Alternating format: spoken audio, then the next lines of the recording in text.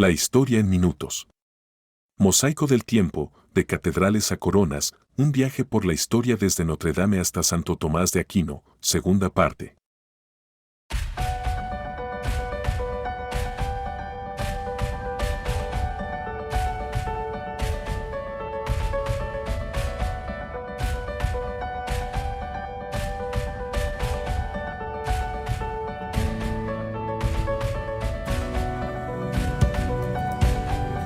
O, la historia en minutos, la coronación de Carlos Magno como emperador de Occidente.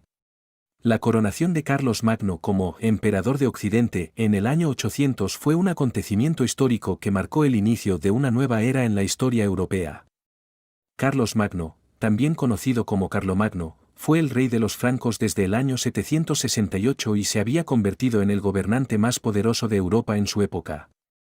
Con su coronación como emperador, se convirtió en el primer líder europeo en recibir el título de emperador desde la caída del Imperio Romano de Occidente en el año 476. La coronación de Carlos Magno fue llevada a cabo por el Papa León III en la Basílica de San Pedro en Roma. La ceremonia fue un acto simbólico que representaba la unión entre la Iglesia y el Estado, y el reconocimiento del poder temporal del emperador por parte de la Iglesia. Carlos Magno recibió la corona imperial y fue aclamado como Augusto, emperador de los romanos y protector de la Iglesia. La coronación de Carlos Magno tuvo un gran impacto en el futuro de Europa. Como emperador, Carlos Magno unificó gran parte de Europa occidental bajo su control y promovió el renacimiento cultural y económico que se conoció como el Renacimiento carolingio. Además, su gobierno fue un ejemplo de la idea de que el poder político y religioso debían estar unidos en una sola persona, una idea que influiría en la forma de gobierno de Europa durante muchos siglos. La coronación de Carlos Magno como emperador de Occidente fue un acontecimiento histórico de gran importancia que simbolizó la unión entre la Iglesia y el Estado y el renacimiento cultural y económico de Europa. Carlos Magno fue un líder visionario que dejó un legado duradero en la historia europea. Por favor, suscríbete, dale like y activa la campanita, para más contenido interesante, como este.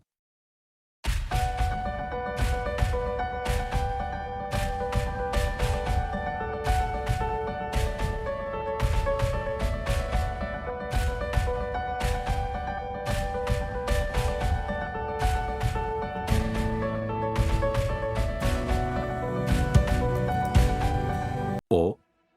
La historia en minutos, la coronación del emperador Otón I, el Grande. En el episodio de hoy, vamos a hablar sobre un momento histórico muy importante, la coronación del emperador Otón I, el Grande, por el Papa Juan XII en el año 962. Para entender la importancia de este hecho, primero debemos recordar que durante la Edad Media, Europa estaba dividida en pequeños reinos y principados. En este contexto, el Imperio Romano había desaparecido hacía siglos, y no había un poder centralizado que pudiera unificar a todos los pueblos que habitaban en el continente. Fue entonces cuando el Papa Juan XII tuvo que coronar a Otón I como emperador del Sacro Imperio Romano Germánico, siguiendo el ejemplo de Carlos Magno, quien había fundado el Imperio Carolingio varios siglos antes. El objetivo de esta coronación era claro, unificar a los diferentes reinos y principados bajo un solo imperio, que pudiera hacer frente a las amenazas externas y asegurar la paz y la estabilidad en Europa. Además, la coronación del emperador por parte del Papa tenía una importante connotación religiosa, ya que se pensó que el emperador tenía una misión divina de proteger a la cristiandad y defender los valores católicos.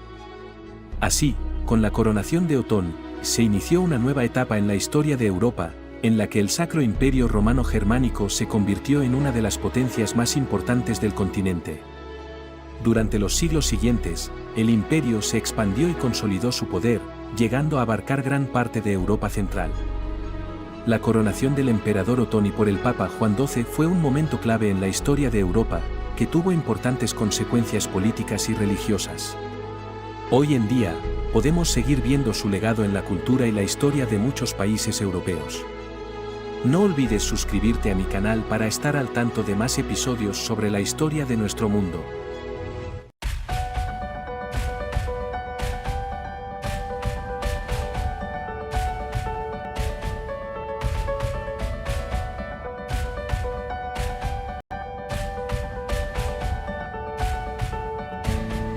Hoy, en Minutos de Historia, la Catedral de Notre Dame.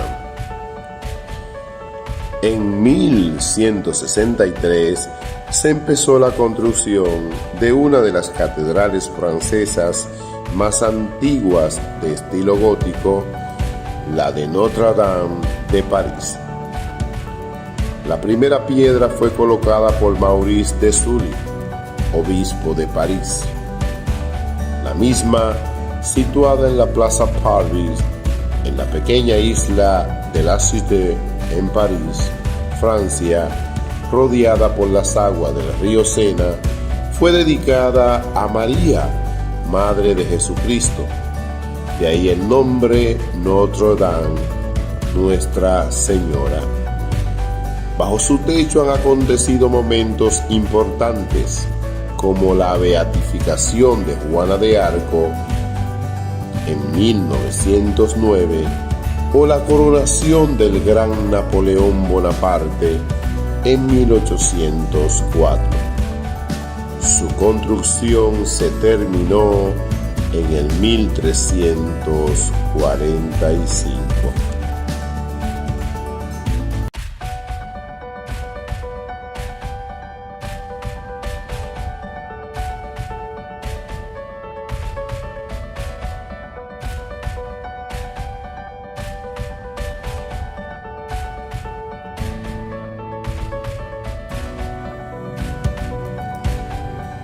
Las sombras de la Inquisición medieval, un legado de opresión y resistencia.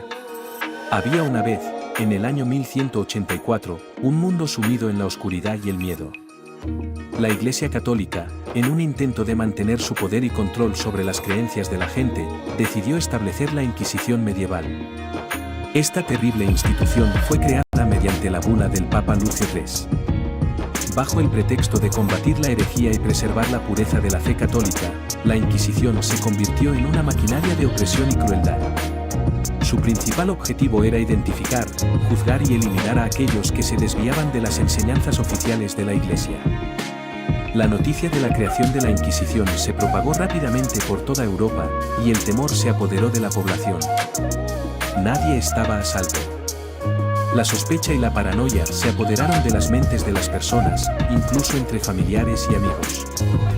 Los inquisidores, hombres temidos y respetados, comenzaron a llevar a cabo sus investigaciones en cada rincón del continente. Nadie podía escapar de su mirada penetrante. Los rumores y las acusaciones infundadas eran suficientes para ser arrestado y llevado ante el tribunal de la Inquisición. Las torturas y los métodos de interrogatorio eran inhumanos. Los acusados eran sometidos a todo tipo de sufrimientos físicos y mentales para obtener confesiones, sin importar si eran verdaderas o falsas.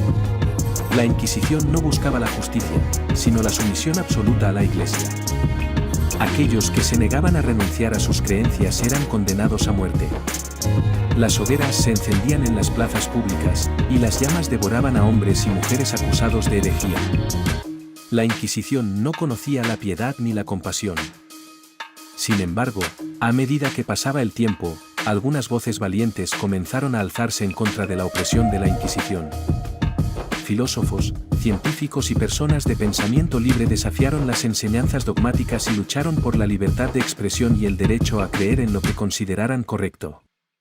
Aunque la Inquisición persistió durante siglos, su poder comenzó a desvanecerse lentamente.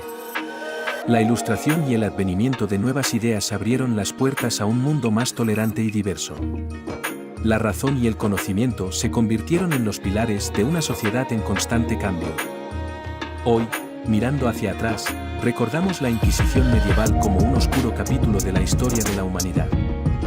Nos recuerda la importancia de la libertad de pensamiento, la tolerancia y el respeto por las diferencias. Aprendimos que ningún poder o institución debe tener el derecho de imponer sus creencias a los demás, y que la fuerza de la verdad debe prevalecer sobre la opresión y el fanatismo. Por favor, suscríbete, dale like y activa la campanita.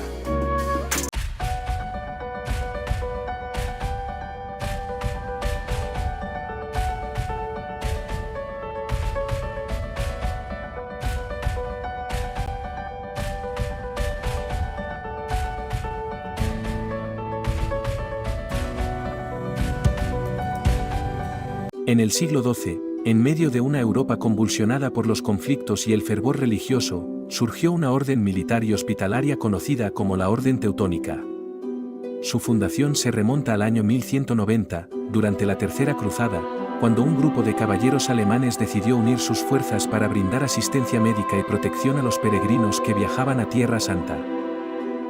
El objetivo principal de la Orden Teutónica era el cuidado de los enfermos y heridos, así como la defensa de los territorios cristianos en las regiones del este.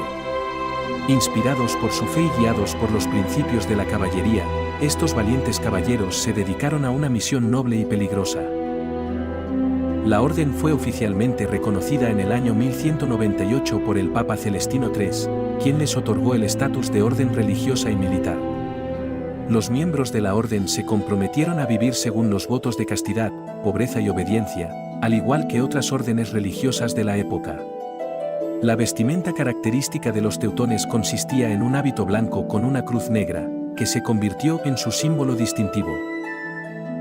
Con el paso del tiempo, la función de la orden teutónica se amplió y evolucionó. Además de su labor hospitalaria, los teutones comenzaron a participar activamente en la defensa de los territorios cristianos frente a las amenazas paganas y los movimientos expansionistas de los pueblos del este. Esto los llevó a establecer su presencia en Prusia, donde jugarían un papel crucial en la cristianización y colonización de la región. Con el permiso de los líderes prusianos, la Orden Teutónica fundó la ciudad de Marienburg-Neumalbork, Polonia, en 1274 y estableció su cuartel general allí. A medida que la orden adquiría más tierras y expandía su influencia, se convirtió en un poderoso estado cruzado, conocido como la Orden Teutónica de Prusia. Su misión principal ahora era la propagación del cristianismo y la consolidación del poder cristiano en la región. La Orden Teutónica gobernó sobre Prusia durante varios siglos, estableciendo una estructura feudal y promoviendo la construcción de castillos, iglesias y ciudades fortificadas. Su autoridad y riqueza crecieron rápidamente, y la orden se convirtió en una fuerza militar y política temida en Europa Central. Sin embargo, a medida que el tiempo pasaba, la Orden Teutónica comenzó a perder su propósito original y se vio envuelta en luchas internas, corrupción y conflictos con sus vecinos. Eventualmente, en el siglo XV, su poder y dominio sobre Prusia se debilitaron significativamente, y la orden fue disuelta oficialmente en 1809. Renació en Austria en el año 1834 y mantuvo su identidad a lo largo de todo el siglo XIX, pero su actividad estuvo restringida a obras de caridad. En 1918 fue encabezada por un sacerdote y en el año 1929 se restauró por completo su disciplina religiosa. Con la excepción del periodo de la Segunda Guerra Mundial, la Orden Teutónica se mantiene como una institución asistencial y caritativa desde 1929. Su cuartel general está en Viena, aunque posee casas en diversas zonas de Austria, Italia y Alemania. A pesar de su caída, la Orden Teutónica dejó un legado duradero. Sus contribuciones en el ámbito de la asistencia médica y el establecimiento de infraestructuras en las tierras conquistadas dejaron una marca indeleble en la historia. Además, la Orden Teutónica sirvió como inspiración para el desarrollo de otras órdenes militares y hospitalarias a lo largo de los siglos. Por favor, suscríbete, dale like y activa la campanita para más contenido.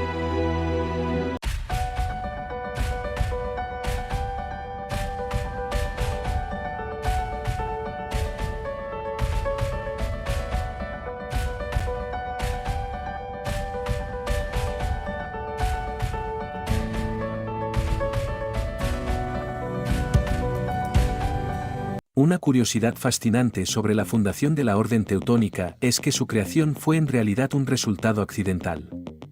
Durante la Tercera Cruzada en el año 1190, un grupo de caballeros alemanes que originalmente había planeado unirse a la Orden Hospitalaria de San Juan para brindar atención médica a los peregrinos, se encontró con un desvío en su camino hacia Tierra Santa. Debido a una tormenta en el mar, estos caballeros se vieron obligados a atracar en la ciudad de Acre, en la costa del actual Israel.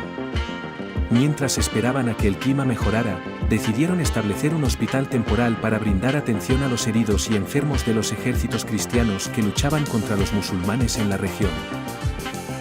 Sin embargo, a medida que pasaba el tiempo, estos caballeros se dieron cuenta de que su hospital temporal estaba desbordado y necesitaba una organización más formal para gestionar eficientemente los recursos y las necesidades médicas. Así fue como, de manera accidental, nació la Orden Teutónica, inicialmente destinada a ser una orden hospitalaria. Con el tiempo, la orden se transformaría en una orden militar y expandiría su influencia en Europa Oriental, pero su fundación inesperada es un recordatorio interesante de cómo los giros fortuitos de la historia pueden dar lugar a instituciones poderosas y duraderas. Por favor, suscríbete, dale like y activa la campanita.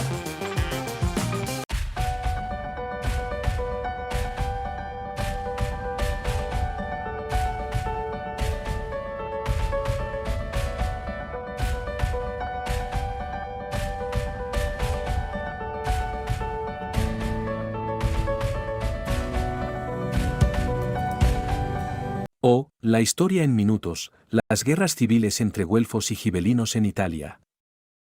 En la historia tumultuosa de Italia, un conflicto que dejó una profunda huella en su territorio y sociedad fue el enfrentamiento entre los güelfos y los gibelinos. Estas dos facciones políticas y sociales se enfrentaron en una serie de guerras civiles que se extendieron a lo largo de varios siglos, dejando un legado de rivalidad y conflictos en la península itálica. Las guerras civiles entre güelfos y gibelinos surgieron en el contexto de la lucha por el poder entre la nobleza y el papado en la Italia medieval. Estas facciones se dividieron principalmente en dos grupos, los güelfos, quienes apoyaban al papado y la autoridad eclesiástica, y los gibelinos, que respaldaban al Sacro Imperio Romano Germánico y su emperador. Los conflictos entre güelfos y gibelinos a menudo se manifestaron como luchas por el control de las ciudades-estado italianas. Ciudades como Florencia, Milán, Bolonia y Verona se convirtieron en escenarios de feroces enfrentamientos entre estas dos facciones rivales. Las luchas no solo tenían un trasfondo político, sino también económico y social, ya que las rivalidades comerciales y de poder se entrelazaban con las diferencias ideológicas. El conflicto también tuvo un impacto en la cultura y la literatura de la época. Poetas y escritores italianos, como Dante Alighieri en su obra La Divina Comedia, dejaron testimonio de las tensiones entre güelfos y gibelinos, retratando a algunos de los protagonistas de estas luchas en sus obras. A lo largo de los siglos, las guerras civiles güelfos y gibelinos se convirtieron en un ciclo repetitivo de alianzas cambiantes y enfrentamientos violentos. Los conflictos dejaron un rastro de destrucción en las ciudades italianas y debilitaron la capacidad de la región para resistir las incursiones extranjeras, como las invasiones francesas y las incursiones del Sacro Imperio Romano Germánico. Las guerras civiles güelfos y gibelinos dejaron una profunda marca en la historia de Italia. Si bien las rivalidades políticas y sociales entre estas facciones finalmente disminuyeron, su legado perduró en las divisiones regionales y en la memoria colectiva de Italia. Este conflicto es un recordatorio de cómo las luchas internas pueden debilitar a una nación y abrir la puerta a la influencia extranjera. El conflicto también destaca la complejidad de la historia italiana y su papel central en la formación de la cultura europea. Las luchas entre güelfos y gibelinos fueron más que meras disputas políticas, representaron luchas por el poder, la identidad y el control en un momento crucial de la historia europea. Si te gustó, suscríbete, dale like y activa la campanita.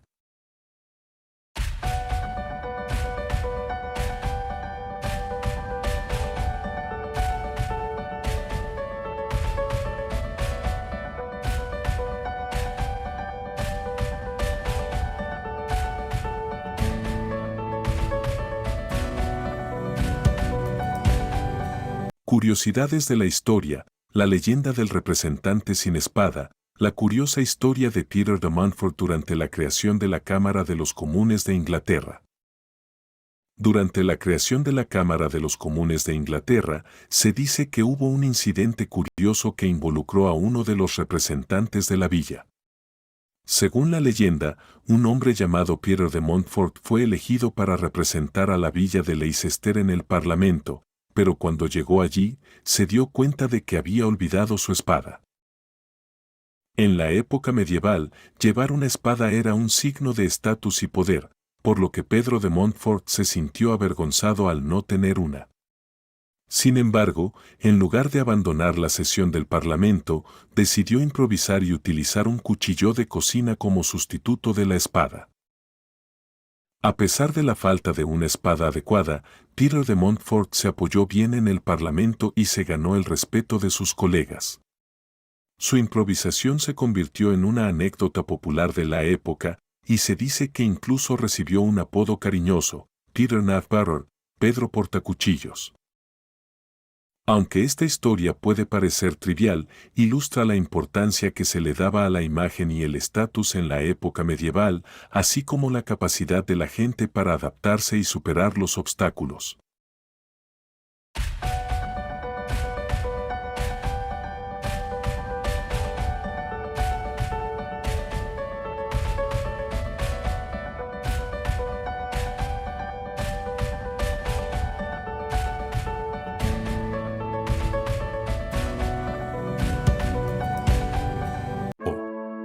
La historia en minutos. Francisco Sforza es proclamado duque de Milán. El momento en que Francisco Sforza es proclamado duque de Milán es un episodio fascinante en la historia de Italia. A mediados del siglo XV, el poder en la península itálica estaba en constante cambio y las luchas por el control de las ciudades-estado eran comunes. El ascenso de Francisco Sforza como duque de Milán marca un punto de inflexión importante en esta tumultuosa historia. Francisco Sforza, nacido en 1401, era un hábil comandante militar que sirvió bajo varios señores y gobiernos en Italia. Su oportunidad para el ascenso al ducado de Milán se presentó en 1450, cuando la ciudad estaba sumida en el caos.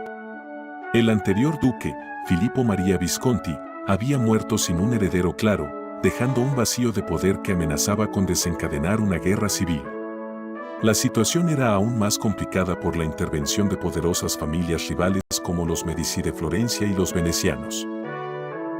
Francisco Sforza, conocido por su destreza militar y su astucia política, vio esta situación como una oportunidad. Aprovechó su conocimiento de las intrigas de la corte y se alió con diversas facciones para ganar apoyo. En 1450, Francisco Sforza entró en Milán con un ejército y fue proclamado duque, marcando el comienzo de su reinado.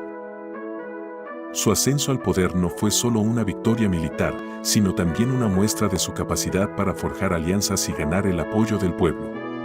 A diferencia de muchos gobernantes de la época, Sforza gobernó de manera efectiva y buscó estabilidad en Milán. Promovió el desarrollo de las artes y las ciencias, lo que contribuyó a que Milán se convirtiera en un centro cultural importante en el Renacimiento italiano. El reinado de Francisco Sforza en Milán, que duró hasta su muerte en 1466, estableció una nueva dinastía en la ciudad y contribuyó al auge del Renacimiento en Italia. Su habilidad para consolidar el poder en una época de agitación política es un ejemplo destacado de cómo los líderes de la época manejaban las complejas luchas de poder en las ciudades-estado italianas. Si te gustó, suscríbete, dale like y activa la campanita.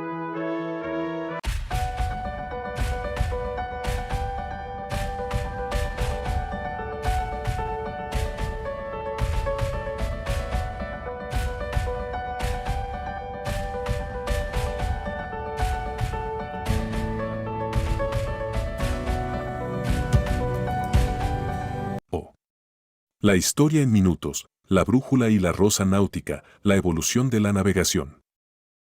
Bienvenidos a otro episodio en nuestro canal de historia. Hoy exploraremos la fascinante historia de una de las herramientas más revolucionarias en la navegación, la brújula o aguja magnética, y cómo su unión con la rosa náutica cambió el rumbo de la exploración marítima para siempre. Antes de la invención de la brújula, la navegación dependía en gran medida de la observación de cuerpos celestes como el Sol, la Luna y las estrellas, así como de la identificación de hitos costeros. Las estrellas, en particular, ofrecían una forma confiable de orientarse en mar abierto. Los navegantes utilizaban astrolabios, cuadrantes y ballestillas para medir la posición de las estrellas y calcular su rumbo. Otras herramientas eran las tablas de mareas y las cartas marítimas basadas en la experiencia y la observación. Sin embargo, estas herramientas tenían limitaciones, especialmente en días nublados o en aguas desconocidas. Se cree que la brújula fue inventada en China alrededor del siglo IX. Consistía en una aguja imantada que, cuando se la dejaba flotar libremente, señalaba hacia el norte magnético. Aunque al principio se usó principalmente con fines astrológicos y geománticos, su utilidad para la navegación no tardó en ser reconocida. La brújula eliminó la dependencia exclusiva de los cuerpos celestes para la navegación, lo que permitió a los marinos aventurarse más allá de la costa con mayor confianza, incluso en días nublados. A medida que la brújula ganó popularidad en Europa, se integró con otra herramienta náutica, la rosa de los vientos o rosa náutica. Esta rosa mostraba los puntos cardinales norte, sur, este y oeste, así como los puntos intermedios. La combinación de la brújula y la rosa náutica permitió a los navegantes determinar con precisión la dirección en la que se dirigían y comparar esa dirección con las cartas náuticas. La introducción de la brújula cambió fundamentalmente la forma en que los seres humanos exploraban y entendían el mundo. Abrió la puerta a la era de los grandes descubrimientos, con exploradores como Cristóbal Colón, Vasco da Gama y Fernando de Magallanes aventurándose en mares desconocidos. Las rutas marítimas se establecieron con mayor precisión, lo que llevó al descubrimiento de nuevas tierras, el intercambio de culturas y la globalización del comercio. Si te gustó, suscríbete, dale like y activa la campanita.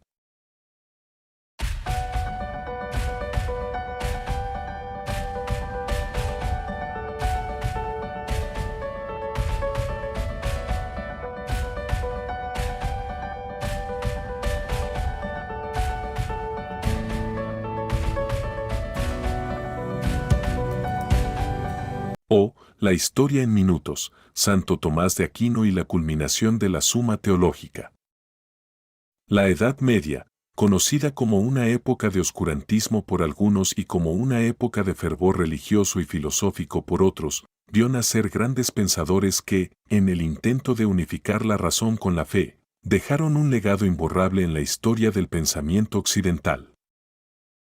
Uno de los más destacados fue Santo Tomás de Aquino, quien, con la redacción de la Suma Teológica, se consolidó como uno de los pilares fundamentales del pensamiento cristiano y la filosofía escolástica. El momento exacto en que Santo Tomás de Aquino terminó de redactar la Suma Teológica es, en sí mismo, un enigma. Se cree que nunca terminó completamente la obra, dejándola inconclusa en 1273, pocos meses antes de su muerte en 1274. Según algunos relatos, mientras celebraba la misa en la capilla de San Nicolás, tuvo una experiencia mística que lo llevó a abandonar la escritura, afirmando que todo lo que había escrito parecía paja en comparación con lo que había visto y comprendido durante esa revelación. El contexto histórico de la época era de profundos cambios. Europa estaba en plena transformación, las universidades surgían como centros de pensamiento, la Inquisición comenzaba a tomar fuerza y los estados nacionales emergían con un renovado poder centralizado. En este entorno, la Iglesia Católica buscaba reafirmar su autoridad y doctrina, mientras que, simultáneamente, intentaba reconciliar las enseñanzas griegas clásicas, especialmente las de Aristóteles, con la teología cristiana. Aquí es donde la Suma Teológica cobra una importancia trascendental. En su obra, Tomás de Aquino intentó unificar la razón, filosofía aristotélica, con la fe, doctrina cristiana. Utilizó el método escolástico, basado en preguntas y respuestas, para abordar y resolver las contradicciones entre la fe y la razón. Su trabajo se convirtió en una síntesis magistral que estableció las bases para la teología y la filosofía cristianas en los siglos venideros. El legado de la Suma Teológica no puede ser subestimado. Su influencia en la teología católica ha sido tal que, hasta el día de hoy, se utiliza como texto de referencia en seminarios y escuelas teológicas. Además, marcó un antes y un después en la relación entre fe y razón, proporcionando herramientas intelectuales para que la Iglesia Católica enfrentara y se adaptara a los retos del Renacimiento, la Reforma y la era moderna. Si te gustó, suscríbete, dale like y activa la campanita.